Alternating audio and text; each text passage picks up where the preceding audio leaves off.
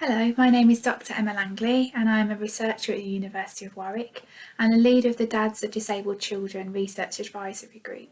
So my research explores the wellbeing of families of disabled children in order to support them better. And this particular project focuses on working with and capturing the experiences of fathers of disabled children. So in this short video, I'm going to tell you a little bit more about the group, why it was set up and what we have created.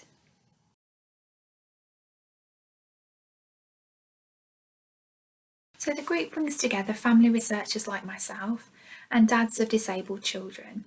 And currently we have 5 fathers who are involved in the group, who are from the local area, and all of their children are autistic, and some also have other disabilities such as learning disabilities. Often what we know about parents' experiences of raising a disabled child is based on the experiences of moms, and this is often because moms are the primary caregiver of their child, and also in the past we found that moms are more likely to get involved in research studies.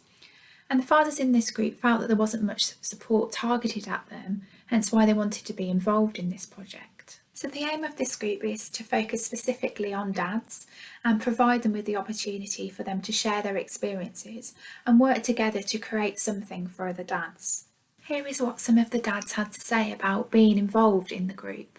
I just wanted to offer some of my experience and my own unique perspective and try and help other people. So it's nice to hear other people's stories, and it's nice to share a little bit of yours, because everyone's different and everyone's got different ways of dealing with things, and their children. I think everyone from this group happens to be that they all have autism, so it kind of helps that you're hearing other things and from other people. It looked like something that I could actually get involved in because, again, the guys tend to be at the back. We take the back seat until somebody says, oh, this needs sorting out. Any parent that's got a child with a disability, and I can only speak for autism because my children don't have other disabilities, but they feel like connected to that community. They feel like invest in that community. And for me, I've always been looking at opportunities to kind of, what can I do? Where can I help?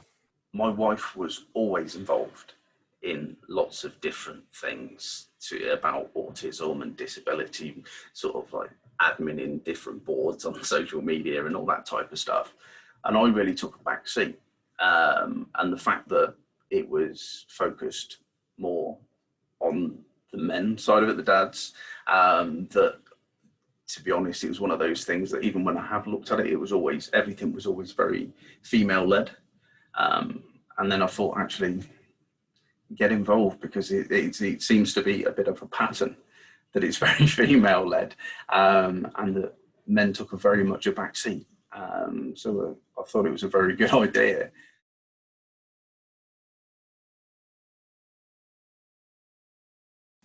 So the important thing to say is that what we have created has been co-produced, which means that we worked together to decide on what we wanted to create and how.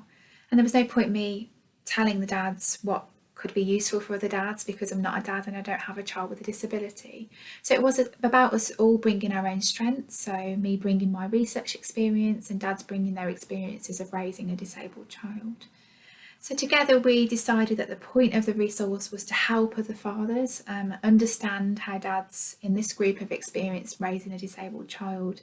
And dads were really keen to share their positive experiences as well as the obvious challenges that are associated with raising their child, and also share what works in terms of looking after themselves and their family. And this links really nicely to the theory, because we know that supporting parents positively impacts their children long term. And fathers need to take care of themselves as well as their children, because often their well-being takes a back seat naturally, especially when they have a disabled child. So supporting fathers should have positive impacts for them and also the rest of their family. And the dads were really keen to create something dynamic and different to currently what is available, which tended to be quite textual based or based on booklets. So together we opted to record a number of Zoom conversations and edit those into some short videos based on some agreed themes. So here are the themes that the videos cover. So these were themes that commonly emerged when dads were discussing their experiences during the group sessions. And again, theoretically are things which are important for dads to do in order to parent their child to the best of their ability. But these things can be different, they can be more challenging when having a child with a disability. So the themes that we have discussed and created videos around relate to dads being able to look after their own well-being and balance their work and family life, and also themes related to their relationships with others, acceptance and understanding, and their experiences ultimately of parenting their child.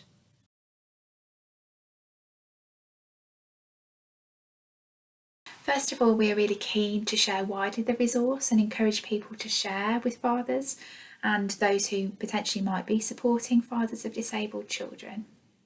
We also hope that the resource will reassure the dads of disabled children and help them to be the best dad that they can be. We do, however, recognise that every parent's experiences are different, and the advice given by the dads in this group might not be relevant to all.